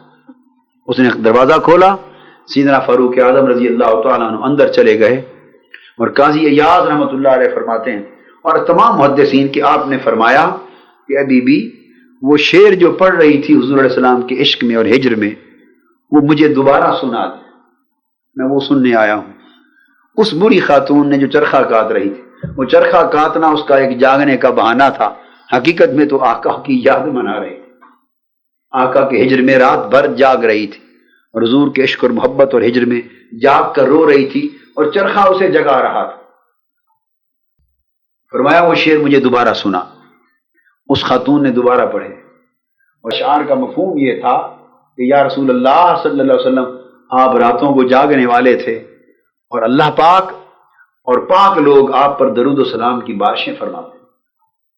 موت حق ہے اور موت کے اسباب بہت سے ہیں، اس موت نے ہمیں آپ سے جدا کر دیا۔ اور اشعار میں یہ تھا کہ میں بھی مروں گی، موت حق ہے، آئے گی موت مجھ پر، مگر میں تڑپتی پھرتی ہوں اور بیٹھی رو رہی ہوں، کاش کوئی مجھے آ کر یہ یقین دلا دے کہ مرنے کے بعد آقا آپ سے ملاقات ہو جائے، کاش مجھے کوئی آ کے یہ خبر دے دے کہ مرنے کے بعد آپ سے ملاقات ہو جائے گی۔ جب یہاں تک وہ پہنچی تو حدیث میں ہے کہ سیدنا فاروق اعظم رضی اللہ تعالیٰ عنہ تڑپ اٹھے اور رو پڑے اور رو کے فرمانے لگے بی بی یا حضور سے ملاقات کی بات کی ہے، تنہا اپنا نام نہ لے، عمر کا بھی نام لے، میں بھی حضور کے ہجر میں راتوں کو گھومتا اور روتا پھرتا، مجھے بھی آقا کی تلاش ہے اور آقا کی ملاقات کی آرزو، تو یہاں عمر کا نام بھی ساتھ لے لیں۔ انہوں نے شعر پڑھے، سیدنا عمر فاروق کا نام لیا اور قاضی ایاز رحمۃ اللہ علیہ فرماتے ہیں کہ پھر ایسی کیفیت ہوئی کہ سیدنا فاروق اعظم اسی گھر میں سین میں بیٹھ گئے اور بیٹھ کے دیر تک حضور علیہ السلام کے ہجر میں روتے رہے۔ اور قاضی سلیمان منصور پوری نے یہاں ایک روایت سے لیا ہے کہ پھر آپ گھر گئے اور کئی دن تک بیمار بستر پہ پڑے رہے اور صحابہ کرام آپ کی عیادت کو آتے تھے۔ خیر یہ تو ان کی کیفیات عشق رسول تھی صلی اللہ علیہ وسلم، مگر بتا یہ رہا تھا کہ خواتین میں، عورتوں میں ایمانی درجے، حبی درجے، عشقی درجے، حضور علیہ السلام کے تعلق اور نسبت کے درجے کتنے کتنے بلند تھے۔ اسلام کے لیے تحریک میں ان کا مقام کیا تھا، مالی قربانیوں میں ان کا مقام کیا تھا، حضور سے عشق و محبت میں مقام کیا تھا، اللہ کے دین کے لیے سب کچھ لٹا دینے میں مقام کیا تھا، اولادوں کو وقف کر دینے میں مقام کیا تھا، اور ماں کی مامتا تک اللہ کی راہ میں قربان کرنے میں حوصلے کا مقام کیا تھا، اور حضور علیہ السلام کے عشق اور محبت میں مقام کیا تھا۔ پھر اللہ کی عبادت میں، اللہ کی اطاعت میں مقام سید عالم حضرت فاطمہ الزہرا رضی اللہ تعالیٰ عنہ نمونہ ہے کائنات نسواں کی عورتوں کے لیے. سارا دن خدمت کرتی، رات کو حسنین کریمین کو لٹا کے چکی بھی پیستی اور رات بھر قرآن کی تلاوت بھی کرتی. کبھی کھڑی ہو جاتی اور ہزار ہزار نفل تک رات کو مصلی پر ادا کرتی. یہ مقام عطا فرمایا اللہ. پھر اللہ نے اس امت کو رابعہ بصری بھی عطا فرمایا. مالک تھا ان کا، ان کی خادمہ تھی، باندھی تھی. دیر تک وہ خدمت لیتا اور جب فارغ ہوتی خدمت سے تو پچھلی رات اللہ کے حضور مصلی پر چلی جاتی بجائے بستر میں جانے کے، اور رو کے گڑ گڑا کے روتی اور عبادت کرتی. ایک رات ان کے مالک نے دیکھا کہ رابعہ بصری کہاں ہے. اس نے جاگ کے جو جائزہ لیا تو دیکھا کہ مصلی پہ پڑی رو رہی ہے اور عرض کر رہی ہے مولا جی تو میرا کرتا ہے کہ ساری رات تیری خدمت میں پڑی رہوں اور تیری عبادت کروں، مگر تو نے میرا ایک مالک جو اور بنا دیا، وہ اپنی خدمت سے جب فارغ کرتا ہے تو تیری عبادت کے لیے حاضر ہوتی ہوں، تو جی تڑپتا رہتا ہے تیری بارگاہ میں آنے میں دیر ہو جاتی. جب یہ کلمات اس مالک نے سنے وہ تڑپ اٹھا. اس نے توبہ کی اور کہا کہ بی بی آپ آزاد ہیں، آج کے بعد آپ مالک اور میں غلام. اگر آپ کا جی چاہے تو آپ یہاں رہیں. تو آپ نے فرمایا نہیں، اگر مجھ پہ آپ نے شفقت کرنی ہے تو آزاد کیا ہے تو آزاد کر دیں تاکہ میں کسی کی غلام نہ رہوں اور تنہا اپنے مولا کی غلام رہوں. اس کے بعد اور اتنا بلند مقام تھا کہ وہ حضرت حسن بصری رضی اللہ تعالیٰ عنہ کی مجلس میں آتی، ان کا درس سنتی، اور کبھی کبھی حضرت امام حسن بصری رضی اللہ تعالیٰ عنہ ان کی مجلس میں جاتے، اور معرفت پر جب گفتگو ہوتی تو رابعہ بصری کا کلام کہا جاتا کہ وہ معرفت کا سمندر ہے، مرد بھی ان کا مقابلہ نہ کر سکتے. آپ نے ایک مرتبہ عبادت کی اور طویل سفر سال ہا سال عبادت میں، سجدوں میں، نفلوں میں گزار کے مکہ معظمہ کا سفر طے کیا. سال ہا سال کا سفر، قدم قدم پہ نفل پڑھتے، عبادت کرتے، سجدے کرتے کرتے دھیرے دھیرے آہستہ آہستہ مکہ معظمہ کا سفر طے کیا. حج پر جا پہنچے اور وہاں جا کر اللہ رب العزت کے حضور عرض کی کہ باری تعالیٰ اپنی ایک تجلی ہے حسن عطا فرما، اپنی تجلی عطا کر. اوپر دیکھا آپ نے کشف کے عالم میں تو خون کے سمندر دیکھے. کشف کے عالم میں پوچھا باری تعالیٰ یہ خون کن کا ہے؟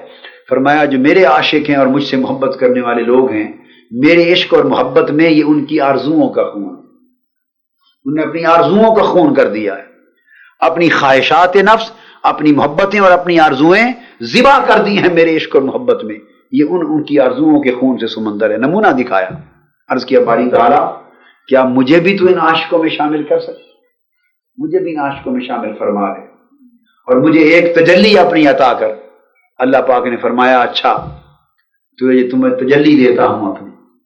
اسی اثنا میں ان کی وہ نسوانی کیفیت ہو گئی اور پردہ آ گیا. پھر وہ تجلی نصیب نہ ہو سکی اور غیب سے آواز آئی کہ دیکھ میرے عاشقوں کا حال یہ ہے کہ سال ہا سال ایک تجلی کے لیے عبادتیں، نفل اور سجدے کر کر کے جو یہاں پہنچتے ہیں تو ایک معمولی سی رکاوٹ کے باعث میری تجلی سے محروم رہتے ہیں، اور یہی ان کی آرزو کا خون ہے، اور اس کے باوجود دل شکستہ نہیں ہوتے.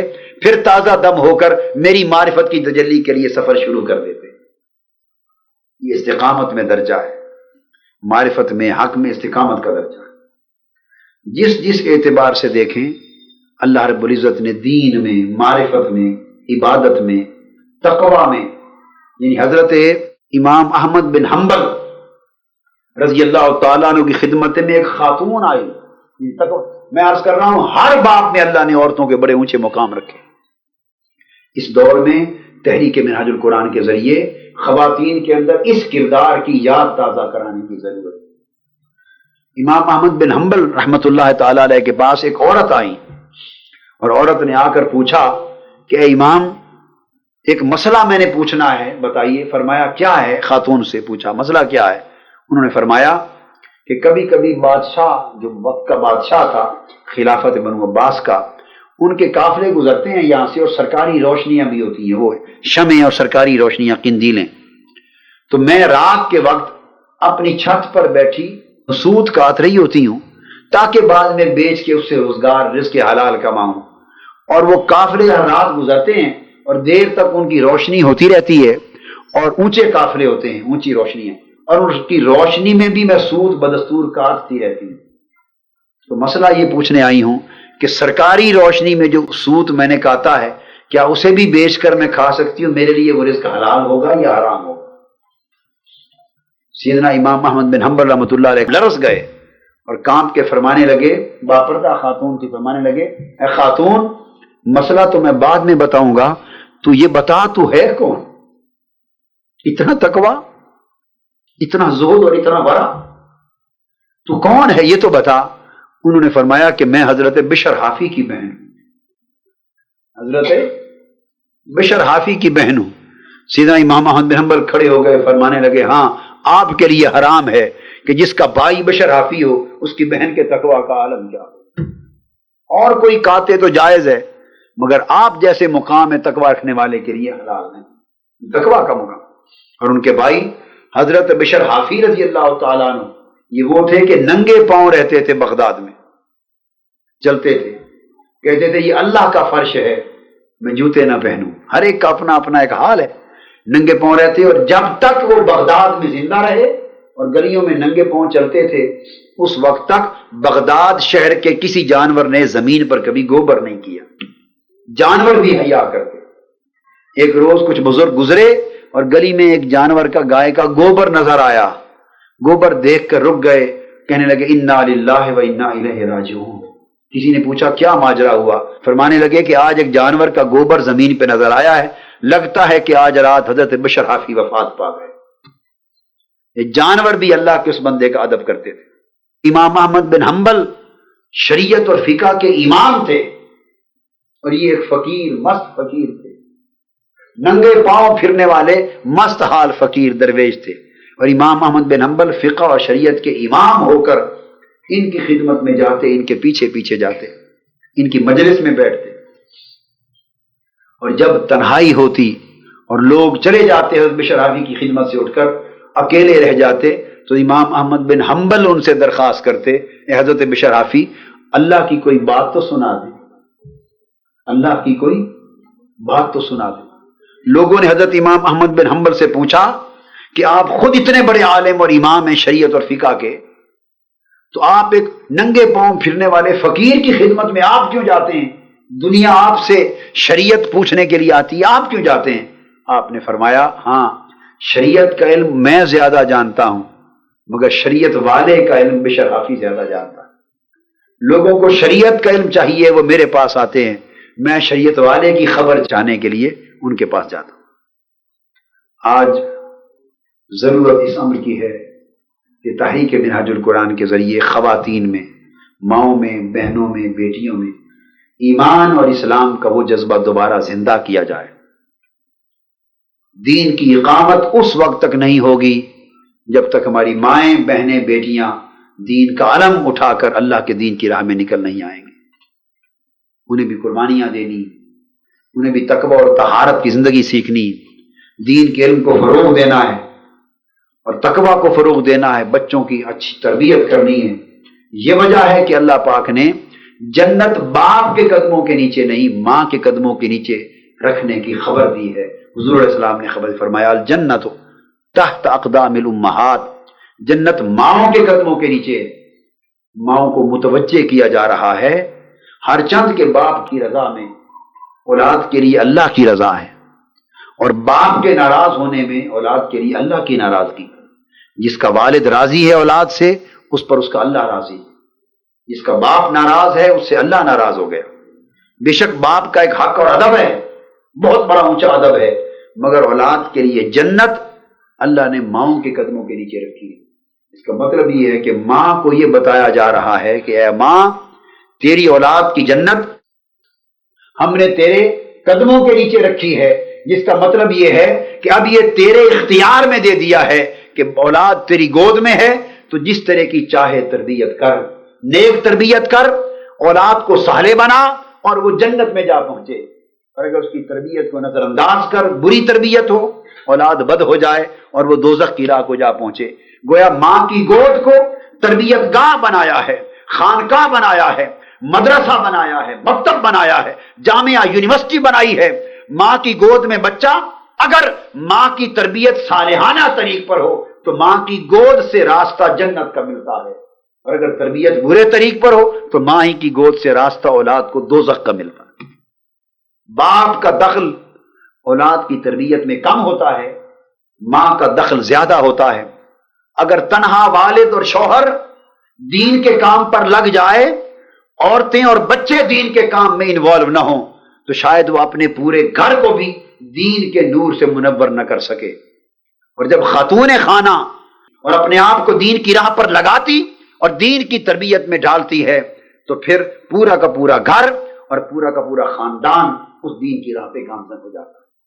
مرد کا سنورنا ایک انسان کا سنورنا ہے، اور عورت کا سنورنا نہ صرف خاندان بلکہ پوری نسل کا سنورنا اور پورے معاشرے کا سنورنا ہے۔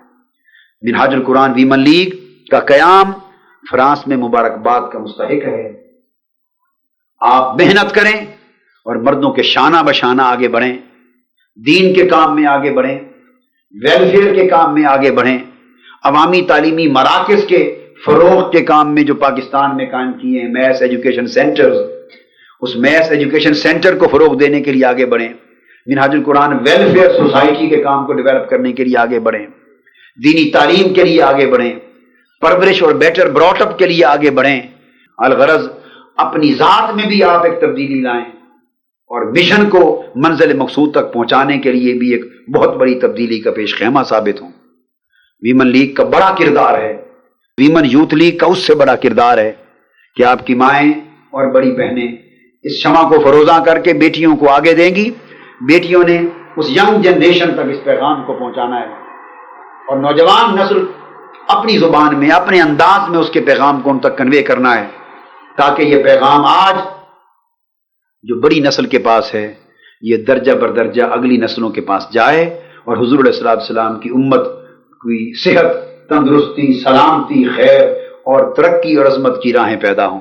اللہ تبارک و تعالی اسلام کو، حضور علیہ السلام کی امت کو اور آقا کے نالین پاک کے صدقے ہمارے مشن تحریک منہاج القرآن کو عظمت اور کامیابی عطا فرمائے، اور ویمن لیگ کو اور ویمن یوتھ لیگ کو اور مشن کو ہر لحاظ سے ہم اجر کامیابی اور کامرانی کے ساتھ نوازے، اور اپنی رحمتیں اور برکتوں کی ہر وقت بارش آپ پر فرمائے۔ وما علینا الا البلاغ۔